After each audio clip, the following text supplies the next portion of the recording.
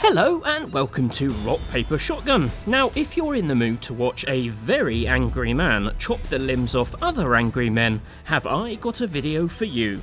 This is The Surge 2, the follow-up to 2017's The Surge, which was basically Dark Souls meets Elysium. Do you remember Elysium? It was that film where Matt Damon got a weird exosuit thing. The film where Matt Damon's face on the poster aptly captures the heightened state of emotion you'll feel watching Elysium.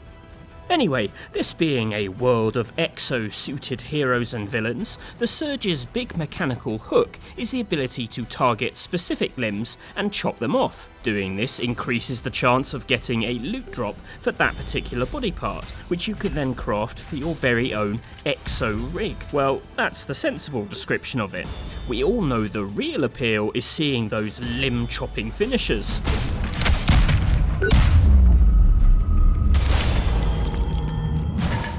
And on this front, The Surge 2 doesn't disappoint. Let's take a look at my top 5 so far. Cue game show music. At number 5, it's the one foot in the grave. Oh, and the foot isn't attached to a body. At number 4, it's my camera messed up, but the guy's head came off, so it was okay in the end. At number 3, it's the grass trimmer. It keeps your lawn neat and removes any pesky ankles. At number 2, it's the answer to the question, what's better than an axe? Why, an axe that turns into 2 smaller axes and then chops off a head. And at number 1, it's the do you mind holding my spear? Followed by the thanks for lending a hand. Honestly, I'd happily make a video of just these attacks. Each one is a context-sensitive move based on the weapon used and the limb targeted, but there's a lot more going on in The Surge 2, which I'm going to quickly run through. Okay, one more for good luck. Oof.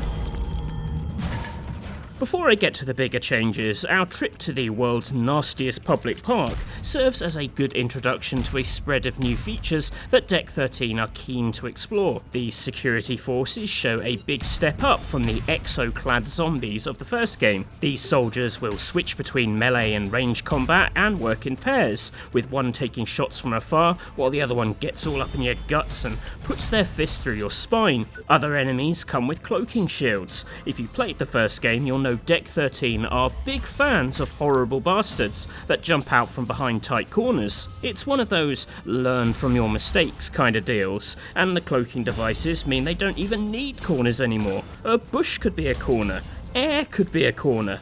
Truly a dark and troubling future.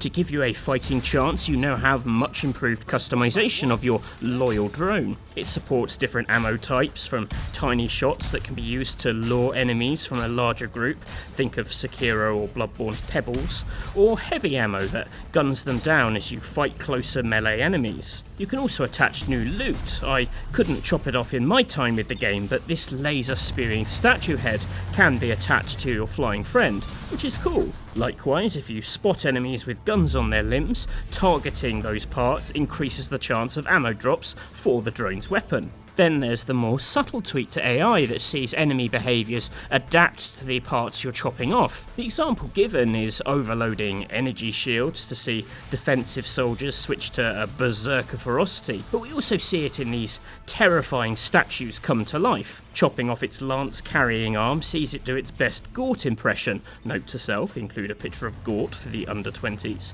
and start smacking you about the chops with a shield. It's certainly a bit more interesting than what came before. I was basically sold when I saw evil statues coming to life. It's like something out of Doctor Who if the Doctor wasn't such a killjoy about chopping baddies into meaty chunks.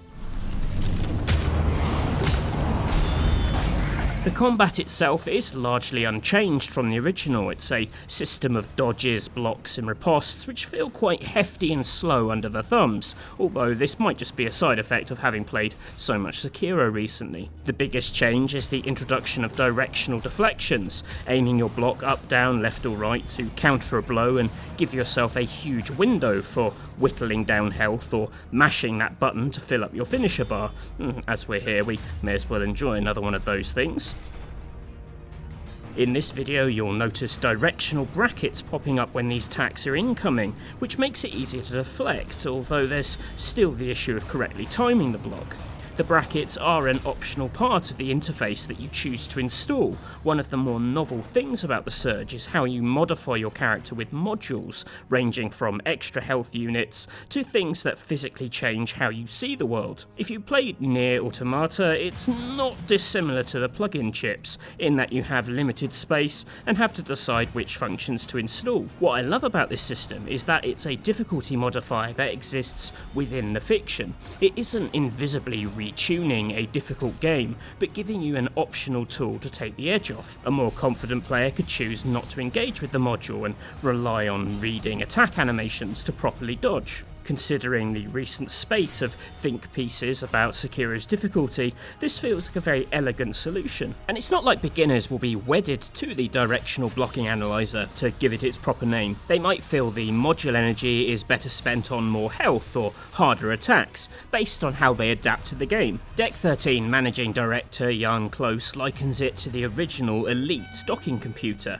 Manually matching the space station rotation to dock is a pain, so everyone was working towards buying the docking computer, but by the time you've saved up for it, you've probably mastered manual docking. Sadly, the similarities with Elite end there. It's not like the Surge 2 plays the Blue Danube as you activate directional blocking. I mean, think how good that would make the limb chopping.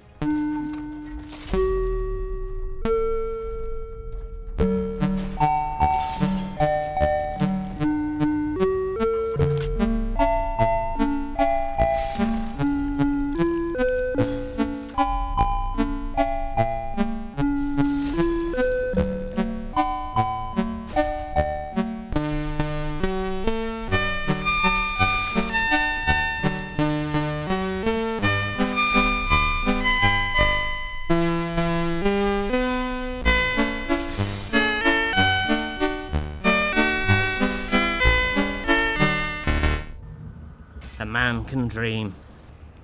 If you played the first game, you might also notice that this demo is looking slightly more verdant than the factories and offices you fought through there. This is a park in a future city, and you can tell it's the future because while it still has classical statues of the boars, it's sitting on a base full of flashing lights. I mean, what could that possibly be for? Anyway, the park arrives about 6 to 8 hours into the game, but Close says it could be more like 10 if you spend time exploring and crafting.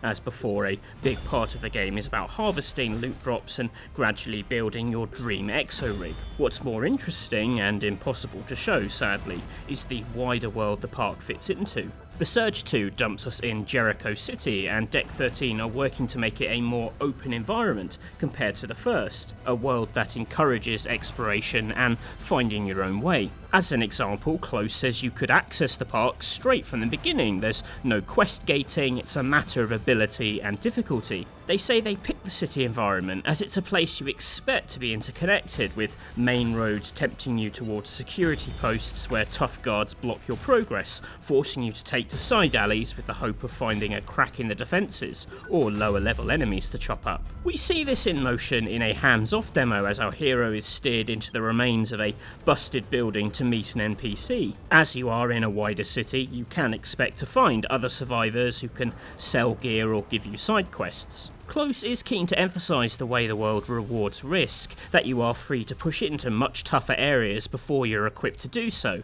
and that the loot you get as a result will make other areas easier. This isn't an entirely new idea in a Dark Souls-esque game. A branching world where some routes are tougher than others is to be expected, but I am intrigued to see just how open it will be. Could you feasibly make it to the final boss from the outset if you had the technical chops to pull it off?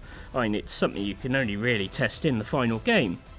And that's the wider problem with previewing this kind of action game. The whole thing is built around an ability curve that you're gradually mastering from minute 1 to the final credits. Taking a tiny chunk out of context doesn't reflect the wider appeal of the genre. Close is the first one to admit that there's still balancing to be done. The energy cost of modules will have a big impact on character builds, for example, and the demo is maybe a bit overeager to hand over new modules and weapons.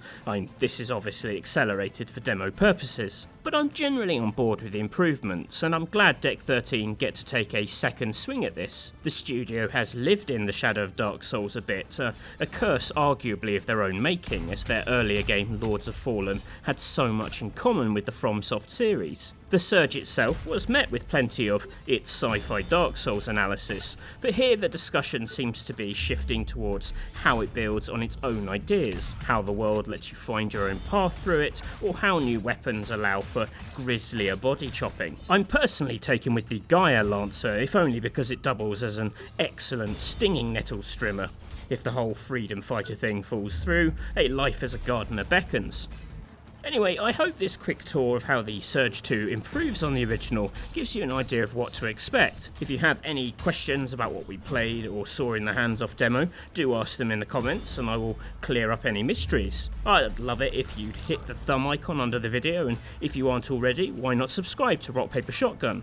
What other channel gives you a limb-chopping montage to a Commodore 64 version of the Blue Danube? Well, thanks for watching, and hopefully see you soon. Bye for now.